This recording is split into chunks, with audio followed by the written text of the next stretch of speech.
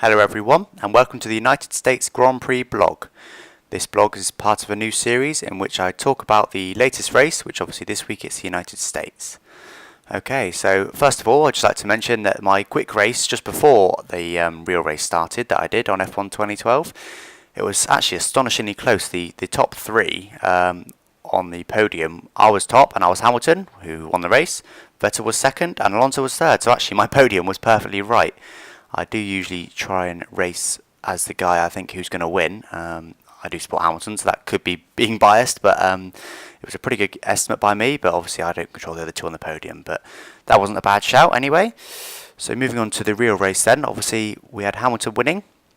I thought it was a great race by Lewis. It was well deserved, I would say, after he's been robbed a couple of times, which agreeably is McLaren's fault, but it's not really Hamilton's fault, is it? They've just had reliability issues. But yes, he's certainly well deserved anyway. He pushed Vettel all the way, didn't he? Just kept pushing him and hoping that car was going to blow up or he was going to make a mistake. In the end, he got a bit helped by traffic, which was inevitable because he was pushing him so hard. It also showed that Vettel, he's a good driver. It was a good race by him as well.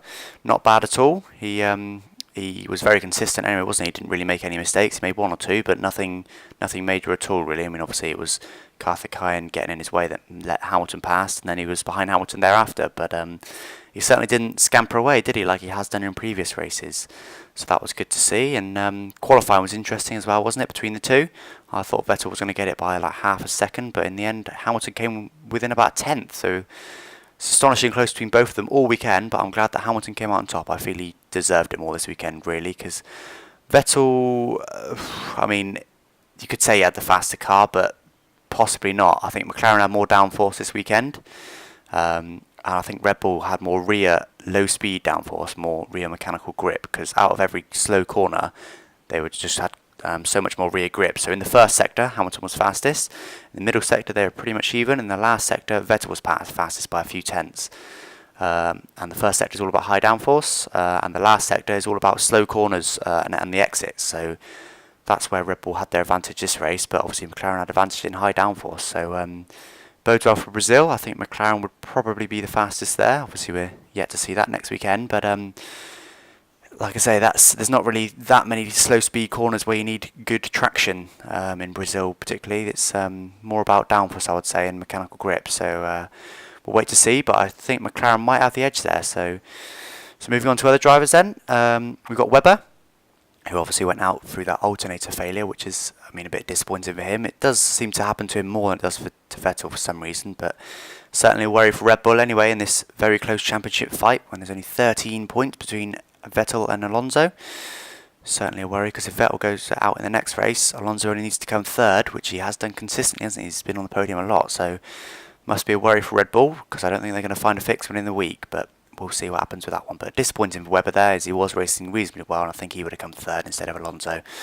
But there we go. Red Bull managed to secure the constructors, didn't they? Everyone knew it was going to happen though.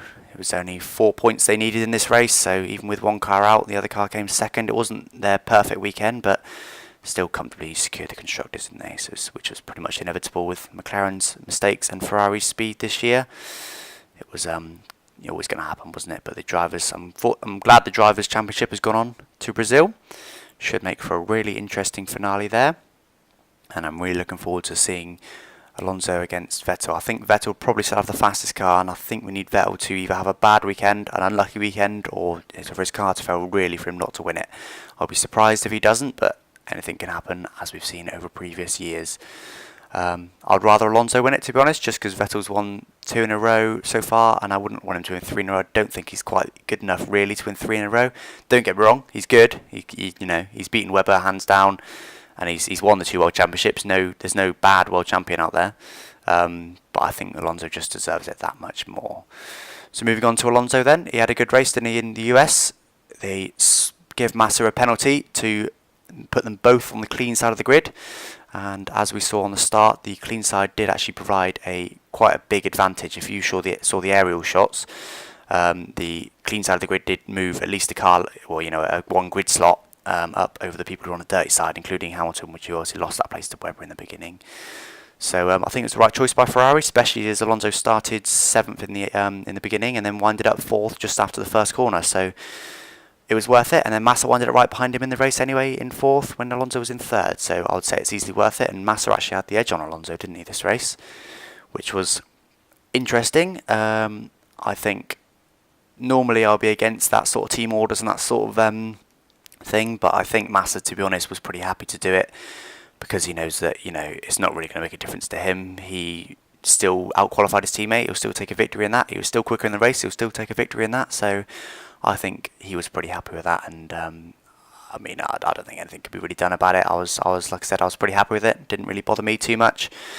I was a bit surprised to hear it, if I'm honest. But yes, it's fair enough, I would say. You know, I don't think someone like Red Bull would do it because Webber's a bit too sort of opinionated. I think Massa's, I think he said before the race, you wouldn't find a teammate like him because it was pretty amazing of him to do that. So moving on to Jenson Button then.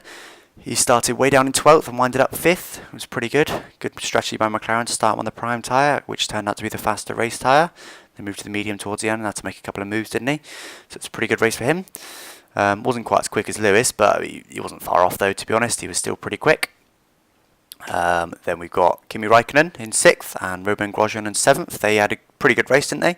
Didn't really see them too much, but they certainly had a good race. Kimi Raikkonen went down 2 places. He started on 4th, and Grosjean started 8th and went up to 7th. So it was a fairly average race for them, but I think that's pretty much secured them 4th in the constructors now. They're not going to overtake McLaren, who are around 50 points ahead of them. So it was a pretty good result from them. Nico Hülkenberg in 8th in the Force India. That was a good result from him. He beat both the Williams, and the Williams are trying to catch Force India in the constructors. So actually, Force India with Nico Hülkenberg outscored Williams because he got 4 points and they got 2 and 1, so that's 3. So it was a good race from them. And then Sauber's missed out on the points, and so did the Mercedes again. I mean, it's not looking good for them, is it, at all? Keep on missing out on the points like that. They were 13th for Rosberg and 16th for Schumacher, so it's not looking good for them, is it? But fingers crossed they get their act together next year for Lewis Hamilton. Just finishing off with the back of the grid, Caterham did end the race ahead of Marussia. Then there's Marussia, then the HRTs, who were pretty catastrophically slow, weren't they? Especially in that first sector, it wasn't brilliant for them. Okay, so that was the United States Grand Prix blog then. Let me know what you think in the comments, so I know whether to carry these on or not, because I realise obviously my core market is the F1 2012 games, but like I said, I've expanded to this just to see how you guys think. Thanks for watching. Bye bye.